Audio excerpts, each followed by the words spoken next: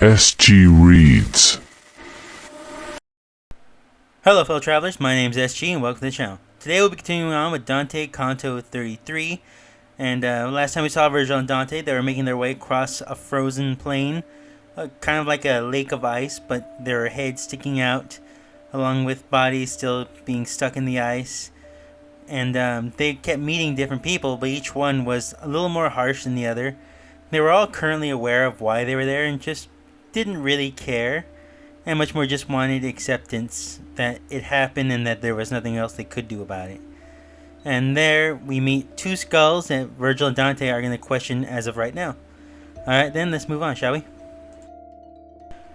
His mouth uplifted from his grim repast, that sinner wiping it upon the hair of the same head that he behind had wasted.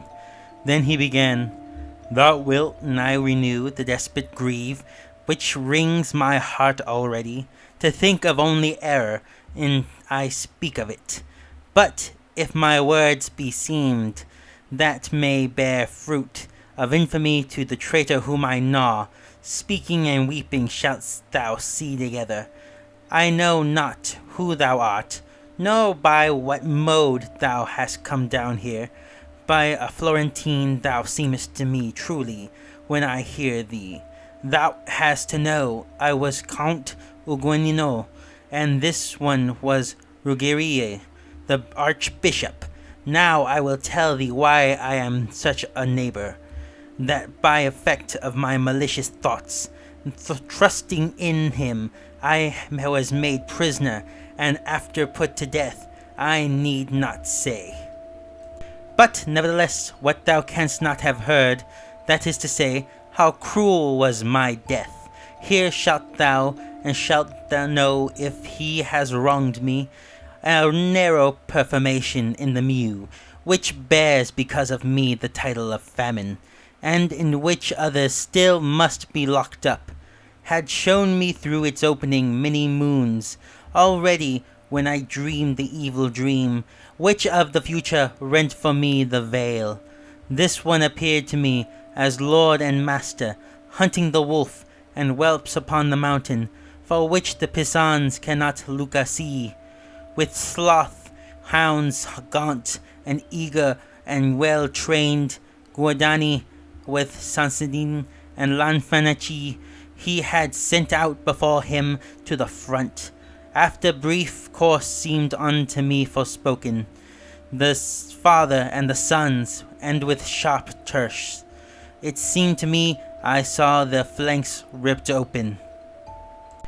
When I before the morrow was awake, moaning amid their sleep I heard my sons, who with me were, and asking after bread.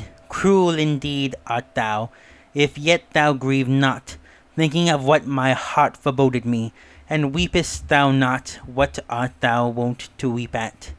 They were awake now, and the hour drew nigh, at which our food used to be brought to us, and through his dream was each one apprehensive.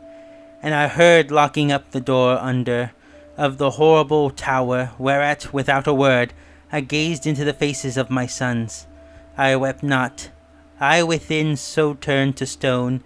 They wept, and darling little Aslin mine said, "Thou dost gaze so, father? What doth ail thee?" Still not a tear I shed, nor answer made all of that day, and yet the night thereafter, until another sun rose on the world, as now a little glimmer made its way into the dolorous prison, and I saw upon four faces my own very aspect. Both of my hands in agony I bit, and thinking that I did it from desire of eating, on a sudden they uprose, and they said, "Father, much less pain 'twill give us, if thou do eat of us. Thy wise didn't clothe us with this poor flesh, and do thou strip it off." I calmed me then, not to make them more sad. That day we all were silent, and the next obdurate earth. Wherefore didst thou not open? When we had come unto the fourth day, Gado threw himself down, outstretched before my feet, saying, My father, why dost thou not help me? And there he died. And as thou seest me, I saw the three fall, one by one, between the 5th day and the 6th, whence I betook me, already blind, to groping over each, and 3 days called them after they were dead. Then hunger did what sorrow could not do. When he had said this, with his eyes distorted, the wretched skull resumed he with his teeth, which as a dog's upon the bone were strong. Ah, Pisa, thou opprobrium of the people of the fair land, there where is the sea, doth sound since slow to punish thee, by neighbours are. Let the Capraea and Gorgina move and make a hedge across the mouth of Arno, that every person in thee it may drown. For if Count Ugino had the fame of having in thy castle thee betrayed, thou shouldest not on such cross have put his sons. Guiltless of any crime, thou modern Thebes, their son made Erginos and Brigita, and the other two my son doth name above. We pass still farther onward, where the ice another people ruggedly swashes, not downward turned, but all of them reversed. Weeping itself there does not let them weep, and grief that finds a barrier in the eyes turns itself inward to increase the anguish, because the earliest tears a cluster form, and in the manner of a crystal vision fill as all the cup beneath the eyebrow full. And notwithstanding that, as in a callous, because of cold all sensibility its station had abandoned in my face, still it appeared to me I felt more wind, whence my master, who set this in motion? Is not below here every vapour quenched? And hence he to me, full soon shalt thou beware, thine eye shall answer make to thee of this, seeing the cause which raineth down the blast. And one of the wretches of the frozen crust cried out to us, O soul so merciless, that the last post is given unto you, lift from mine eyes the rigid veils, that I may vent the sorrow which pains my heart a little over the weeping congeal. Whence I to him, if thou wouldest have me help thee, say who thou wast, and if I free thee not, may I go to the bottom of the ice? Then he replied, I am Friar Albigiro. He am I, of the fruit of the bad garden, who here a day am getting for my fig. Oh, said I to him, now art thou too dead?